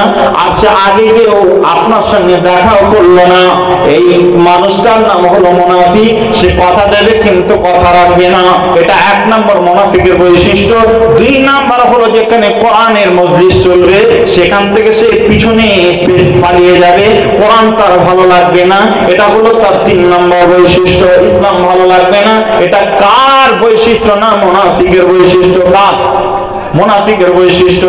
আর 3 নম্বর যখন কথা বলবে তখন সে মিথ্যা কথা বলবে। এই 3টা বৈশিষ্ট্য যার আছে ওই লোকটা কিন্তু আপনার পাক্কা মুনাফিক। এটা কে বলেছেন? না আল্লাহ বলেছেন। বন্ধুরে, এখন আপনাদের সামনে যে কথা আমি বলছিলাম, আল্লাহর নবী একটা জিহাদের ময়দানে গেলেন। ওই জিহাদের ময়দানটার নাম কি ছিল? বিশ্বনবী মুহাম্মদ রাসূলুল্লাহ সাল্লাল্লাহু আলাইহি ওয়াসাল্লাম এই কোরআনের আয়াতটা পাঠ করলেন, ইয়া আইয়ুহাল্লাযীনা আমানু মা লাকুম, রে আমার সাহাবীরা তোমরা শুনে নাও, আমার আল্লাহ তোমাদেরকে সম্বোধন করে বললেন, ইয়া আইয়ুহাল্লাযীনা আমানু, হে বিশ্বাসীরা, হে ঈমানদারেরা, আমানু মা লাকুম, তোমাদের কি হয়েছে? তোমরা কেন এত ভারাক্রান্ত? কেন তোমরা এত চিন্তিত, এত নিপীড়িত, নিষ্পেষিত? আমার আল্লাহ বলছেন তোমাদের কোন রোগ হয়েছে। হাতটা ধরে যেমন ডাক্তার জিজ্ঞাসা করে তোমার কি হয়েছে, ঠিক একইভাবে আমার আল্লাহ জিজ্ঞাসা করছেন তোমাদের কি হয়েছে। মসজিদে কেন তোমরা আসছো না? মসজিদে কেন তোমাদেরকে দেখা যাচ্ছে না? আজকে কাবিলপুর পল্লার পাঁচ জামে মসজিদের উদ্যোগে জলসা, ধর্মসভা, এখানে কেন তোমাকে দেখা যাচ্ছে না? আল্লাহ ঠিক এই কথাটা জিজ্ঞাসা করছেন তার ভাষাতে, মা লাকুম, তোমাদের কোন রোগে তোমাদেরকে ধরেছে, কি হয়েছে তোমাদের? মা লাকুম। আল্লাহ ফের উত্তরে বলছেন, মনে হয় তোমাদের কি হয়েছে? ইযা কিলা লাকুম ফিরু ফি সাবিলিল্লাহি তাকালতুম ইলাল আরদি। আল্লাহ তাআলা বলছেন হতে পারে এটা তোমাদেরকে যখন আল্লাহর দিকে ডাকা হচ্ছে মসজিদে এসো, মুয়াজ্জিন ডাক দিচ্ছে কতবার? না 5 বার। মুয়াজ্জিন ডাক দেয় না আল্লাহ ডাক দেয়? ডাকটা কার? আল্লাহ কাকে দিয়ে ডাক দিচ্ছেন না মুয়াজ্জিনকে দিয়ে ডাক দিচ্ছেন। আমি এখন কোরআনের আয়াত পড়ছি, এই আয়াতটা কার না আল্লাহর? কার কথা এগুলো? কোরআনে যতগুলো অক্ষর আছে, যতগুলো শব্দ আছে, যতগুলো আপনার সেন্টেন্স আছে, এগুলো সবগুলো কার অক্ষর? কার কথা না আল্লাহর কথা। আল্লাহ তাআলা কোরআনের নাম দিয়েছে কালামুল্লাহ। কালাম মানে হলো কথা, আল্লাহ মানে আল্লাহ। কোরআনে যতগুলো অক্ষর আছে, যতগুলো শব্দ আছে, যতগুলো আপনার নুকতা আছে, সবগুলো কিন্তু আল্লাহ। এখানে একটাও কি সুন্দর কোনো জায়গা আছে নাকি? জি, কোরআনে সন্দেহের কোন জায়গা আছে নাকি? জায়গা নেই। কোরআনে যা আছে সব সত্য আছে। আল্লাহ বলছেন কোরআনে যেগুলো আছে এগুলো হলো সব আমার কথা। এগুলো মওলানা মুখতার বললেও আমার কথা, হুজুর বললেও আপনার আল্লাহর কথা। আপনি যদি বলেন তাও আল্লাহর কথা, আমার আগে যে হুজুর বলছেন এটাও যদি বলেছেন তাও আল্লাহর কথা বলেছেন। আল্লাহ ঠিক একইভাবে বলছেন, এই গ্রামে যদি কোনো মানুষ মসজিদে আযান দেয়, এটা সে আযান দিল মানে তার ব্যক্তিগত কথা বললো না, এটা আল্লাহর কথা সে বললো। অন্য কোন পাড়ার মানুষ এসে যদি এখানে আযান দেয় তবুও সে আল্লাহর কথা বললো। আপনার অন্য কোন গ্রামের মানুষ এসে যদি আযান দেয় তবুও কিন্তু সে নিজের কথা বললো না, সেটা কার কথা না আল্লাহর কথা। আল্লাহ ঠিক একইভাবে বলছেন, শুনি নাও, তোমার কাছে একবার নাই দুবার নাই। আল্লাহ তাআলা বলছেন তোমার কাছে একবার নাই দুবার নাই। আজকে পৃথিবীতে দুটি জিনিসে মানুষ আক্রান্ত হয়ে গেছে। দুটি মানুষের কাছে, দুটি জিনিস মানুষের কাছে অভাব দেখা দিচ্ছে। এক নাম্বার হলো মানুষের নিশ্চিত আপনার নিরাপত্তার অভাব দেখা দিয়েছে না দেয়নি? মানুষের নিরাপত্তা আপনার ঠিক মুসলমানদের অন্তত পক্ষে নিরাপত্তা আছে না নেই? নেই। আজকে গোটা পৃথিবীতে মুসলমানদের নিরাপত্তা নেই। আল্লাহ তাআলা বলছেন এটা কেন? কারণ হলো আমার আল্লাহ তার প্রত্যুত্তরে বলেছেন, মুয়াজ্জিন যখন আযান দিচ্ছে হাইয়া আলা সালাত, হাইয়া আলাল ফালাহ, মুয়াজ্জিন আযান দিল। কাবিলপুর পল্লার পাক জামে মসজিদে মুয়াজ্জিন আযান দিল। আপনার এলাকাতে যত মসজিদ আছে সব মসজিদ জোহরের আযান হয়ে গেল, আসরের আযান হলো, মাগরিবের আযান হলো, এশার আযান হলো, ফজরের আযান হলো, পাঁচবার আযান হলো 24 ঘন্টাতে। আল্লাহ বললেন আমি তোমাদেরকে ডাক দিলাম আমার বান্দাকে দিয়ে। আমার বান্দা তোমাকে ডাক দিল, অর্থাৎ আমি তোমাদেরকে ডাক দিলাম। আমার কথা তোমার ভালো লাগলো না, তখন তোমরা লুডো খেলছিলে, তখন যুবক কি করছিল না ফেসবুক নিয়ে খেলা করছিল। মুসলমান তখন তুমি নিজের কাজ নিয়ে ব্যতিব্যস্ত ছিল, মসজিদ আসতে পারলে না, মসজিদ এসে একবার আমার ঘরে এসে সাজদা করতে পারলে না। আল্লাহ বলছেন, এই আল্লাহ রাব্বুল আলামিন সূরা কুরাইশের মধ্যে বলেছেন এই সূরাটা একবার পাঠ করলে পারি, বিসমিল্লাহ সহ যদি কেউ একবার পাঠ করে নেয় তাহলে ওই মানুষটার জীবনে, ওই মানুষটার অজান্তে তার আমলনামাতে নেকি হবে কত না আপনার ৬৪,৪০০ তার আমলনামাতে নেকি যোগ হয়ে যাবে। একবার জোরে বলা যাবে কি সুবহানাল্লাহ? আর যদি সুবহানাল্লাহ আবার জোরে বলি না রে তাকবীর। একবার সূরাটা আমার সাথে পাঠ করা যাবে? বলেন বিসমিল্লাহির রহমানির রহিম। লিইলাফি কুরাইশ ইলাফিহিম রিহলাতাশ শিতাই ওয়াস সাইফ ফালিয়াবুদু রাব্ব হাযাল বাইত আল্লাযী আত'আমাহুম মিন জু'ইন ওয়া আমানাহুম মিন খাউফ। আমার আল্লাহ এই সূরাটা আমি আপনি পাঠ করলাম, আমার আপনার আমলনামাতে, আমি বক্তা আপনারা শ্রোতা যারা আমার সঙ্গে ঠোঁটে ঠোঁট মিলিয়ে পাঠ করলেন, আপনাদের সকলের আমলনামাতে আল্লাহ তাআলা নেকি যোগ করবেন। ৬৪,৪০০ আপনার আমলনামাতে নেকি যোগ হয়ে যাবে। জোরে বলি সুবহানাল্লাহ। আর ৯০টা কটা হলো? ৯০টা। সুবহানাল্লাহ বললে কয়টা নাকি হবে? ৯০টা। কেউ বলেছে ১০০টা। তো যদি ৯০টা ধরেন তাহলে এখানে বসে থাকলে লাভ আছে না লস আছে? জোরে বলেন লাভ না লস? আরে শূন্য বাদ দেন, শুধু নেকির কথা বলছি। লাভ আছে না লস? লস নয়, সবটাই লাভ। এখানে বসে থাকলে আখিরাতের লাভ আছে, জান্নাত পৌঁছে যাবেন, আপনি জানবেন না কি করে জান্নাতে যাবেন। চলেন একটু বলি আপনাকে, সামান্য বলে আমার জায়গাতে আমি পৌঁছে যাব। কি কথা? বিশ্বনবী আমার আল্লাহ তাআলা পবিত্র কোরআনের আয়াতে বললেন, আল্লাহ রাব্বুল আলামিন বলেন, ফালিয়াবুদু রাব্ব হাযাল বাইত, ফালিয়াবুদু রাব্ব হাযাল বাইত। আজকে যেমন আমি আপনি যেমন দুনিয়া পেয়ে আসক্ত হয়ে গেছি, বিশ্বনবী মুহাম্মদ রাসূলুল্লাহ সাল্লাল্লাহু আলাইহি ওয়াসাল্লামের একজন সাহাবী, বিখ্যাত সাহাবী, আল্লাহ রাসূল বসে আছেন, শুয়ে আছেন কোথায়? না মসজিদুন নববীতে তিনি শুয়ে আছেন। কিসে শুয়ে আছেন? না একটা চাটাইয়ের উপরে শুয়ে আছেন, একটা বিছানার উপরে শুয়ে আছেন। বিছানার বৈশিষ্ট্য হলো, কোনো মানুষ যদি শুয়ে থাকে আর লোকটা যদি সাদা বর্ণের হয়, আপনার খুব চকচকে লোক যদি হয়, তাহলে তার ওই বিছানার ছাপটা লাগবে কি লাগবে না? লেগে যাবে। আল্লাহর নবী ডান কাতে শুতেন, ডান কাতে শুয়ে আছেন। এমন সময় বিশ্বনবী ঘুম থেকে উঠলেন, তিনি অন্যদিকে কাত হয়েছেন, আর একজন সাহাবী চোখের পানি ফেলছেন আর রাসূলের গায়ে এভাবে হাত বোলাচ্ছেন। বিশ্বনবী গায়ে হাত বোলাচ্ছেন আর টস টস টস টস করে কান্না করছেন। আল্লাহর নবী তাকিয়ে দেখলেন সাহাবীটা কান্না করছে। বিশ্বনবী জিজ্ঞাসা করলেন, রে আমার সাহাবী, বলো তুমি কিসের জন্য কান্না করছো? বিশ্বনবীকে বললেন, ইয়া রাসূলুল্লাহ, আপনি শুধু আমাদের নেতা নন, আপনি গোটা পৃথিবীর একজন নেতা, আপনি হলেন রাহমাতুল লিল আলামিন।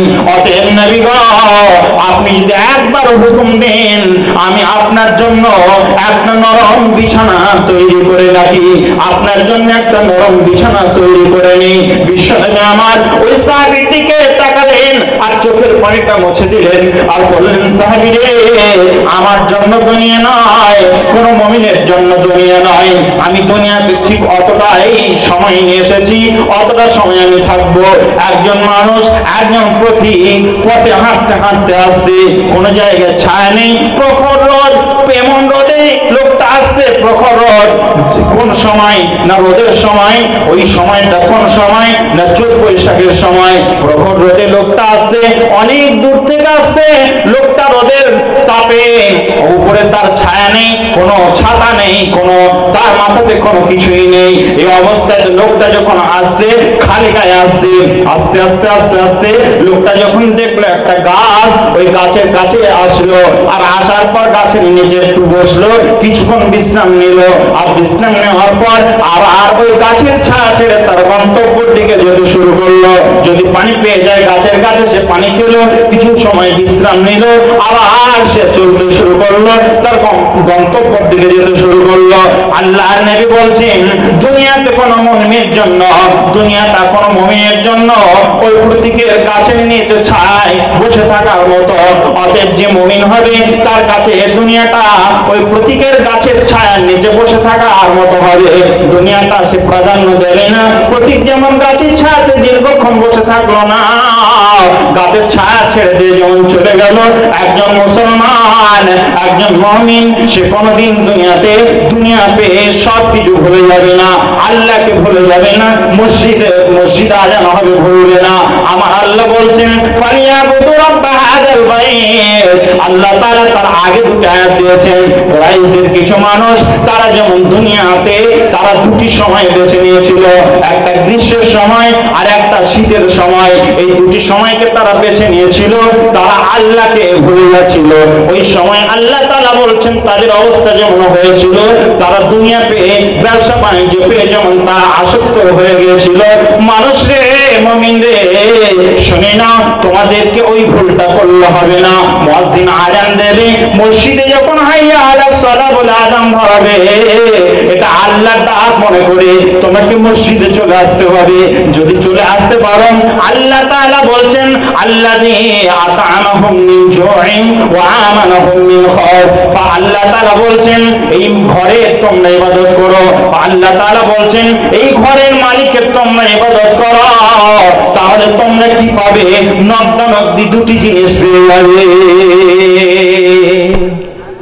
আমরা যদি এই ঘরের মালিককে যদি চিনে নিতে পারি, মসজিদ আজান হবে, সঙ্গে সঙ্গে সময় মতো এসে যদি আমরা নামাজ পড়তে পারি, সালাত আদায় করতে পারি, তাহলে নগদানগদি দুটি জিনিস আল্লাহ দেবেন। কি? আল্লাহ বলছেন আল্লাযী আত'আমাহুম মিন জু'ইন, এক নাম্বার হলো যে তোমরা জীবনে কোনোদিন না খেয়ে মারা যাবে না, আমি আল্লাহ তাআলা তোমাদেরকে তৃষ্ণার্ত ক্ষুধার্ত অবস্থায় রাখবো না।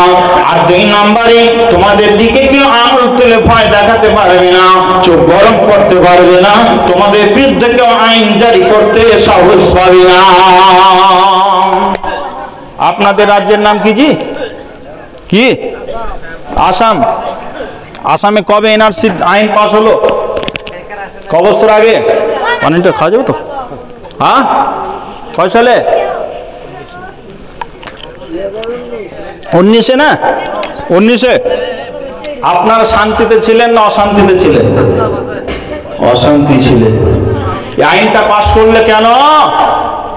আল্লাহ বলছেন আমার ঘর মুসলমান চিনেনি, এই জন্য আমি আল্লাহ তাআলা তাদেরকে ভয় দিলাম, তাদের কাছে ভীতি সন্ত্রস্ত করেছে আমি তাদেরকে। তারা যদি আমার ঘরে এসে যদি আমার ইবাদত করতো তাহলে তাদেরকে কেউ ভয় লাগানোর সাহস পেত না। হযরত ওমর রাদিয়াল্লাহু তাআলা আনহু বিশ্বনবী মুহাম্মদ রাসূলুল্লাহ সাল্লাল্লাহু আলাইহি ওয়াসাল্লাম সাহাবীদের নিয়ে মসজিদুন নববীতে বসে আছেন। এমন সময় আল্লাহর নবী তিনি হঠাৎ করে যায়েদকে বললেন, যায়েদ তুমি কোথায় আছো, দাঁড়াও। যায়েদ দাঁড়িয়ে গেলেন। এমন সময় যায়েদ দাঁড়িয়ে যাওয়ার পর আল্লাহর নবী যায়েদকে খিতাব করে বলছেন, তাকে লক্ষ্য করে বলছেন, রে যায়েদ শুনে নাও, আজকে তোমাদেরকে যতগুলো মুসলমান এখানে বসে আছো, আমার সাথী বসে আছো, সবাই কান পেতে শোনো। আমি তোমাদেরকে বলছি, আজকে তোমাদেরকে মুতা নামক প্রান্তে একজন খ্রিস্টানদের একজন মুসলমানের বাহিনী খ্রিস্টানদের বাহিনীর বিরুদ্ধে যুদ্ধ করবে। বিশ্বনবী আমার এই কথাটা বললেন, বলার পর বললেন, শোনো, এই যুদ্ধটা খুব ভয়ঙ্কর যুদ্ধ হবে। এক নম্বরে যায়েদ তুমি নেতৃত্ব দেবে এই যুদ্ধের ময়দানে। দ্বিতীয় নাম্বার, তুমি যদি এই যুদ্ধের ময়দানে এক নাম্বার নেতৃত্ব দেবে, তোমাকে সেনাপতি বানালাম। দুই নাম্বার সেনাপতির দায়িত্ব নেবে কে? না জাফর বিন আবু তালেব, আমার চাচাতো ভাই। তিন নাম্বার কি দায়িত্ব নেবে? ওই ব্যক্তিটা কে? না ওই ব্যক্তিটা হলো আল্লাহর নবী বলছেন, এই ব্যক্তিটা হলো কে? না ওই ব্যক্তি হলো আব্দুল্লাহ বিন রাওহা। আর তোমরা চতুর্থ নাম্বারে তোমাদের মনের মতো আরেকজনকে তোমরা বাছাই করে নেবে, তাকে নেতৃত্ব দায়িত্ব দেবে। সাহাবীদের এই কথার উপরে ভিত্তি করে 4 নাম্বার নবী বললেন যে তোমরা চতুর্থ নাম্বারে কাউকে বানিয়ে নেবে। এই কথার ভিত্তিতে রাসূলের সাহাবীরা সবাই জ্ঞানী মানুষ ছিলেন, সবাই উঠে গেলেন। এই 3 জন কিন্তু কেউ আর জিহাদের ময়দান থেকে ফিরবে না। বিশ্বনবীর সাহাবীদের মধ্য থেকে যায়েদকে বললেন, যায়েদ রে তুমি যাও বাড়ি থেকে, তুমি একবার সবার কাছ থেকে চিরদিনের মতো দেখা করে এসো, যুদ্ধের ময়দানে যাবে, একবার সাক্ষাৎ করে এসো, ক্ষমা নিয়ে এসো। আল্লাহ নবী এই কথাটা বলার সঙ্গে সঙ্গে যায়েদ বললেন, ইয়া রাসূলুল্লাহ, আমার মা আয়েশা তিনি আড়াল থেকে শুনছেন, আপনারা ওই বিবিগণ সবাই আড়াল থেকে শুনছেন, তারা মাফ করে দিলে আমার মাফ হয়ে যাবে। আমি যদি অন্যায় করে থাকি আপনি ক্ষমা করবেন, আপনার কাছে আমি ছোট থেকে মানুষ হয়েছি। আল্লাহর নবী এই প্রত্যুত্তরটা শোনার পর আল্লাহ নবী যায়েদের কথা শোনার পর জাফর বিন আবু তালেবকে বললেন, জাফর রে যাও যাও, তুমি একবার বাড়িতে চলে যাও। জাফর বিন আবু তালেব এবার হাঁটতে শুরু করলেন। হাঁটতে হাঁটতে চলে যাচ্ছেন, তিনি তার গতিতে যাচ্ছেন আর ভাবছেন, আল্লাহ তাআলা আজকে আমাকে জান্নাতে সুসজ্জিত করবেন, জান্নাতের ঘর আমি পেয়ে যাব, জান্নাতের একজন আমি মেহমান হয়ে যাব। এই কথাটা ভাবছেন আর সামনের দিকে যাচ্ছেন। আর যাওয়ার পর তিনি যখন বাড়িতে প্রবেশ করলেন, তখন দেখলেন যে তার পবিত্র কোরআন তেলাওয়াত করছে তার স্ত্রী। এই সময় যায়েদ বিন আল্লাহর নবীর চাচাতো ভাই জাফর বিন আবু তালেব বললেন, পড়িতে আছো গো বিবি, পড়িতে আছো গো বিবি পবিত্র কোরআন, পড়িতে আছো গো বিবি পবিত্র কোরআন, একটিবারের মতো মোর কথা শোনো, এ খবর তবু কাছে দিতে আসলাম, হুজুরিয়া দেশে আমি জিহাদে চলিলাম। নারীর আল্লাহর নবী সাহাবী জাফর বিন আবু তালেব বলছেন, ও আমার প্রিয়তম অর্ধাঙ্গিনী, আমি আজকে জিহাদের ময়দানে যাব। আল্লাহর নবী আমাকে আমার আগে একজন সেনাপতি বানিয়েছেন, আমার আগে একজনকে সেনাপতি বানিয়েছেন, আমার পরে আর একজনকে বানিয়েছেন, আমি মিডলে রয়েছি। এরপরে বিশ্বনবী চতুর্থ নাম্বারে আর একজনকে বানিয়ে নিতে বলেছেন সাহাবীদের। অতএব আমি নিশ্চিত এই জিহাদের ময়দানে গিয়ে আর ফিরে আসতে পারবো না।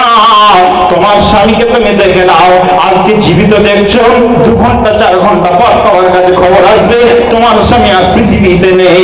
আল্লাহর নবী, এই আল্লাহর নবীর সাহাবী যখন এই কথাটা বললেন, সঙ্গে সঙ্গে তার বিবি সুবহানাল্লাহ পাঠ করে এমন অবস্থা তার হলো, একজন স্বামী যদি তার স্ত্রীকে বলে আমি এখন মিলিটারিতে চাকরি করছি, কোন মিলিটারি যদি এখানে থাকে, একজন ফোর্স যদি থাকে, আর ওই ফোর্সটা যদি বলে আমি আজকে অমুক জায়গাতে যুদ্ধে যাচ্ছি, আমাকে শেষ দেখা দেখে নাও, আমি তোমাকে শেষ কথা বলছি, এই কথা যদি বলে আর এই কথা যদি শোনে, তার স্ত্রী ওই জায়গাতে ছটফট করতে শুরু করে দেবে, হতাশ করবে, নিজেকে মনে করবে আমি হার্ট অ্যাটাক করছি, এই অবস্থা তার হবে।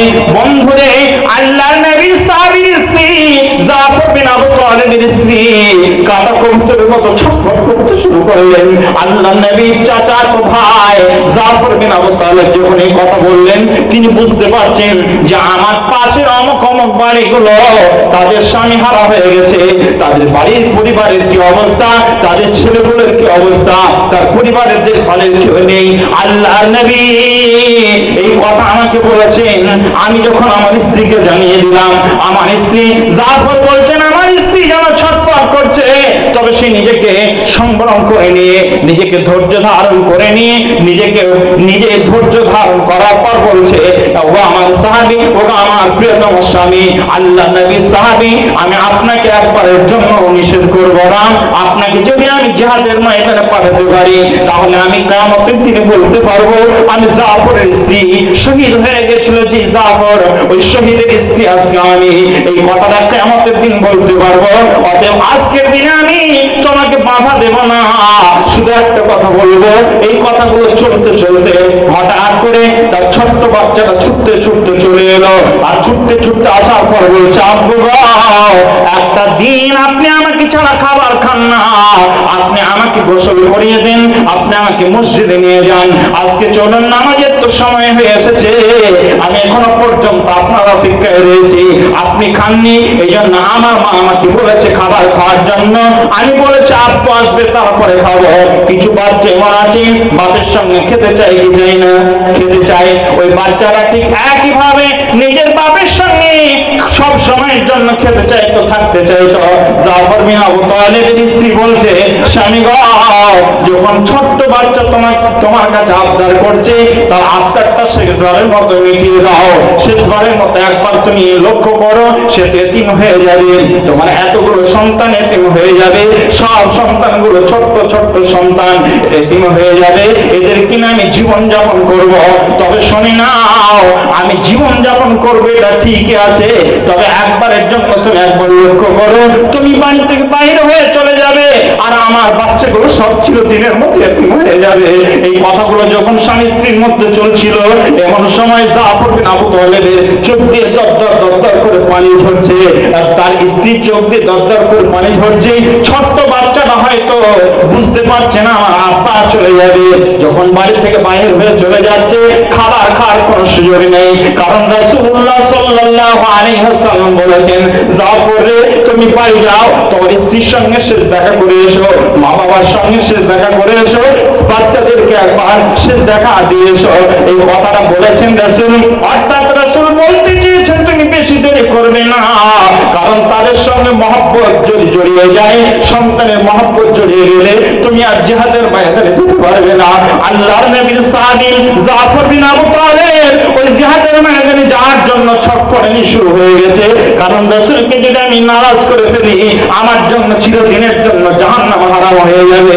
এই জন্য বিশ্বনবীর সাহাবী জাফর বিন আবু তালিব তিনি এবার করছেন কি, ওই জায়গা থেকে এবার ছটফট করছেন চলে যাওয়ার জন্য, তিনি চলে যাচ্ছেন বাড়ি থেকে বাইরে হয়ে। এমন সময় ছোট্ট বাচ্চাটা বলছে, আব্বু রে, কোথায় যাও, এখনো পর্যন্ত তোমার অপেক্ষায় রয়েছি, সকাল থেকে কিছুই খাইনি। জাফর বিন আবু তালিব এই কথাটা শুনে স্থির থাকতে পারলেন না, তিনি বলছেন, বেটা, চলো তোমাকে একবারের জন্য খাইয়ে দিই, আর তোমার মায়ের কোলে তুমি চলে যাবে, তোমার মা তোমাকে বারবার খাইয়ে দেবে। বেটারে, এই খাবারটা আমি তোমাকে শেষবারের মতো খাইয়ে দিচ্ছি, খেয়ে নাও, আর স্বাদটা তুমি মনে রাখবে। আর শুনে নাও, সমস্ত ছেলেগুলোকে একত্রিত করে এবার উপদেশ দিচ্ছে ছোট্ট করে, বেটারে আমি জিহাদের ময়দানে যাচ্ছি, তোমরা তোমার মায়ের কথা মতো চলবে। আর মাকে বলছে, তার স্ত্রীকে বলছে, শুনে নাও, যে রাস্তাটা আমি পরিচালিত হচ্ছি, যে রাস্তাতে জীবন দেওয়ার জন্য যাচ্ছি, আমার সন্তানদেরকে রাসূলের কাছাকাছি রাখবে, রাসূলের ওই মাদ্রাসায় লেখাপড়া করাবে, আর রাসূলের কাছে, রাসূলের সান্নিধ্য থেকে আমি যে রাস্তায় পরিচালিত হচ্ছি ওই রাস্তায় তুমি আমার সন্তানদেরকে পাঠাবে। বিশ্বনবী আমার, এই বিশ্বনবীর সাহাবী কথা বলে যখন চলে যাচ্ছেন, ছোট্ট বাচ্চারা বুঝতে পেরেছে আমার আব্বা ওই পাশের চাচাতো ভাই, চাচা যাকে বলে পাশের বাড়ি প্রতিবেশী একজন, সে আগের যুদ্ধে মারা গেছে, তার বাচ্চাগুলো যেমন এতিম হয়ে গেছে, তারা চিরদিনের জন্য এতিম। সবাই বলে আব্দুল্লাহ, আব্দুর রহমান, এদের বাপ না, এরা হলো এতিম। অতএব আমাদেরকেও আজ থেকে আব্বা চলে গেলে পরে বলবে জাফরের সন্তানগুলো এতিম, এতিম সন্তান জাফরের, এই ছেলেটা এতিম সন্তান কার না জাফরের। আজ থেকে আমরা আমার বাপকে এখন দেখছি, কিছুক্ষণ পরে এতিম হয়ে যাবো আমরা, আমার মা বিধবা হয়ে যাবে, আমরা এতিম হয়ে যাব। বড় বাচ্চারা বুঝতে পেরেছে, সবাই যেন কান্না করছে, কান্না রোল চলছে। বন্ধুরে, জীবন দেওয়ার জন্য ছটফট করছে কে না, জাফর বিন আবু তালিব। আল্লাহর নবীর সাথে জাফর এবার চলে যাচ্ছেন, খাবার খাওয়াতে সময় পেলেন না, তিনি চলে যাচ্ছেন। এমন সময় ঠিক এই মুহূর্তে ওই ছোট্ট বাচ্চাটাকে তার মা আর আটকাতে পারছে না, পিছন দিক থেকে দৌড়াতে দৌড়াতে যাচ্ছে, আর বলছে আব্বুরে, একবারের মতো শেষ চুম্বনটা তুমি আমাকে দিয়ে দাও, একবারের মতো আদর দিয়ে দাও, আর তোমাকে বিরক্ত করবো না, আর তোমাকে কোনোদিনের জন্য বলবো না আমি এতিম হয়ে গেলাম, আমার ভাইয়েরা সব এতিম হয়ে গেল, আমার মা এতিম হয়ে গেছে। তারপরে তার আগের বাচ্চাটাও ছুটছে, সেই ছোট্টটাও ছুটছে, ছোটর বড়টাও ছুটছে, আর সবাই যেন পিছন পিছন জাফর বিন আবু তালিবের দিকে আস্তে আস্তে যাচ্ছে। মা যাচ্ছে, স্ত্রী যাচ্ছে, সন্তানগুলো যাচ্ছে। এই অবস্থা, করুণ অবস্থা, প্রতিবেশীরা দেখছে। আল্লাহর নবী সাহাবী জাফর বিন আবু তালিবের চোখ দিয়ে এমন ভাবে পানি ঝরছে, আল্লাহর নবী সাহাবী সামনে রাস্তা দেখতে পাচ্ছেন না, এত কান্নায় তিনি বিভোর হয়ে গেছেন। কিন্তু রাসূলকে মহব্বত করেন, মান আহাব্বা সুন্নতি ফাকাদ আহাব্বানি ওয়া মান আহাব্বানি কানা মা'i ফিল জান্নাহ। রাসূলকে ভালোবাসেন আমি, আল্লাহ তাআলা পবিত্র কোরআনুল কারীমের মধ্যে বলেছেন, যে মানুষটা আল্লাহকে ভালোবাসতে চায়, কুল ইন কুনতুম তুহিব্বুনাল্লাহ ফাত্তাবিউনি ইউহিব্বুকুমুল্লাহ ওয়া ইয়াগফির লাকুম যুনুবাকুম আল্লাহু গফুরুর রহিম। আল্লাহ ক্ষমাশীল, দয়ালু। ওই আল্লাহকে যদি ভালোবাসতে চাও তাহলে নবীকে তোমরা অনুকরণ করো। কে আছেন আল্লাহর বান্দা, আপনাদের কাছ থেকে আমি সাহাবীদের মতো জীবন দিতে বলবো না, জীবনের প্রয়োজন নেই। কে আছেন আল্লাহর বান্দা, আমি এখানে একজন নয়, দুজন নয়, বিশ্ব নবী এখন নেই, যার জন্য আল্লাহ রাসূলকে জীবদ্দশায় রাসূল তিনি মক্কাতে মদিনাতে আছেন, রাসূলকে 10 জনের একটা সিরিয়াল দেওয়া হলো, আকাশ থেকে এলো জিবরাইল বললেন, রাসূলুল্লাহ আপনার অমুক অমুক অমুক সাহাবীরা, 10 জন সাহাবীর একটা লিস্ট এসেছে, ওরা সকলেই জান্নাতি, ওদেরকে আল্লাহ ক্ষমা করে দিয়েছে। কয়জন?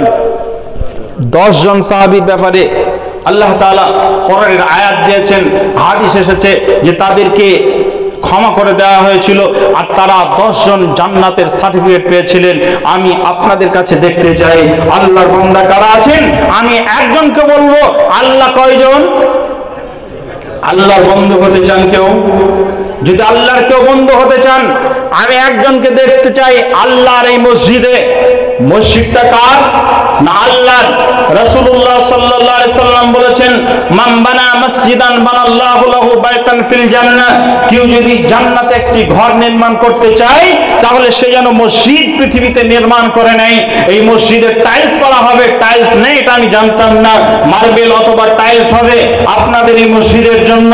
আল্লাহর ঘর নির্মাণের জন্য জান্নাতে আপনি নিজের ঘর জান্নাতে বানাবেন, সুসজ্জিত করবেন। এই জন্য কে আছেন আল্লাহর বান্দা?